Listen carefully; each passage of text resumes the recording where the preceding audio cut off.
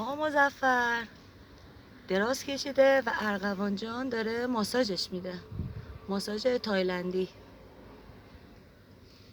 مگه داریم؟ مگه میشه؟ وای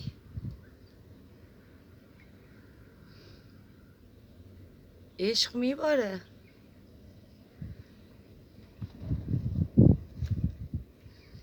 وای خیلی خوبه.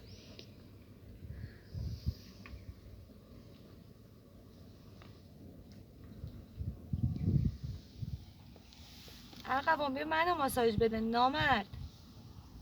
ولش کن اونو. وای عشقی زده بالا رفت خوابید روش. گازم میگیره ها. به محبت